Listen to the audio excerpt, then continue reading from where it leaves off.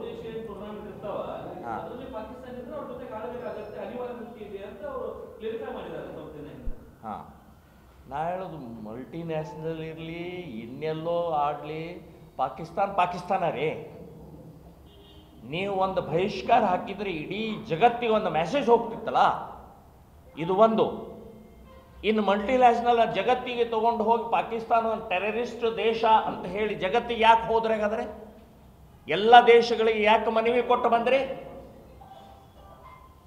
ಇದು ಇದು ಇದು ಮಾತ್ರ ಇಂಟರ್ನ್ಯಾಷನಲ್ ಇದೆ, ನಾವು ಆಡಬೇಕಾಗಿದೆ.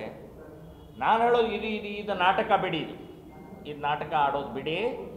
ಈ ವಾಸ್ತವಿಕ ಸ್ಥಿತಿ, ನಮ್ಮ ಮನೆಯ ಸುಭದ್ರತೆ, ನಮ್ಮ ಹಿಂದೂಗಳ ಸುರಕ್ಷತೆಯ ಬಗ್ಗೆ ಯೋಚನೆ ಮಾಡಿ ಅಂತನ್ನುವಂಥದ್ದು ಹೇಳ್ತಾ ಇದ್ದೀನಿ.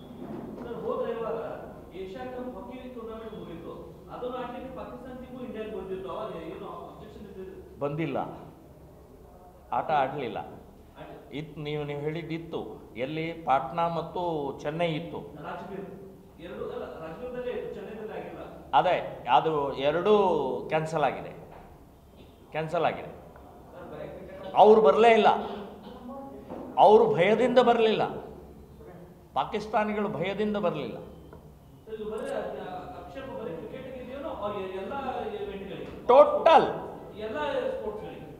ಟೋಟಲ್ ನೀವು 22ರ ಘಟನೆಯ ನಂತರ ಏನೇನು ಬಹಿಷ್ಕಾರ ಮಾಡಿದ್ದೀರಿ ಆ ಪ್ರಕಾರ ನಡ್ಕೊಳ್ಬೇಕು. ಇನ್ನೊಂದು ನಾನು ಹೇಳ್ತೀನಿ, ಇತ್ತೀಚೆಗೆ ಮಳೆ ಬಂದು ದೊಡ್ಡ ಪ್ರವಾಹ ಬಂತು.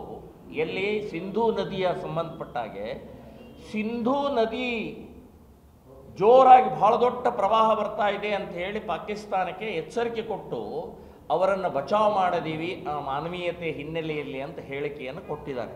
ನಾ ಹೇಳ್ತಾರೆ, ಯಾವ ಮಾನವೀಯತೆ ರೀ? ಹಾವು ಚೇಳು ಮೊಸಳೆಗಳವು. ನೀವು ಹಾವು ಚೋಳು ಮೊಸಳೆಗಳನ್ನು, ಪಾಕಿಸ್ತಾನಿ ಮೊಸಳೆಗಳನ್ನು ಉಳಿಸ್ತಾ ಇದ್ರಿ, ಹಾವುಗಳನ್ನು ಉಳಿಸ್ತಾ ಇದ್ರಿ. ಹೋಗ್ಲಿಕ್ಕೆ ಕೊಚ್ಕೊಂಡು ಹೋಗ್ಬೇಕಾಗಿತ್ತು ರೀ. ಅವರೆಲ್ಲ ಇರೋದೇ ಅದಕ್ಕೋಸ್ಕರ. ಇದು ದೇಶದ್ರೋಹಿಗಳವರು. ಪಾಕಿಸ್ತಾನ ಇದು ಭಯೋತ್ಪಾದಕ ಸೆಂಟರ್ ಅಂತ ಹೇಳುವಂಥವ್ರು.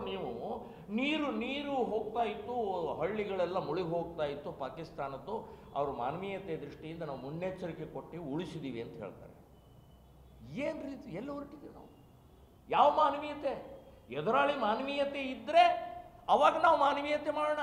ಮಾನವೀಯತೆ ಇಲ್ಲಿಯ ರಾಕ್ಷಸರಿದಾರಲ್ಲಿ, ಪಾಕಿಸ್ತಾನದ ರಾಕ್ಷಸರು, ಅವ್ರ ಜೊತೆಗೆ ಎಲ್ಲಿ ಮಾನವೀಯತೆ? ಇಷ್ಟೆಲ್ಲ ಆದರೂ ಕೂಡ ಒಂದೇ ವಾರದಲ್ಲಿ ನಿಮಗೆ ಹೇಳ್ತೀನಿ, ಈಗ ಪಹಲ್ಗಾಮ್ ಆಗಿ 5 ತಿಂಗಳು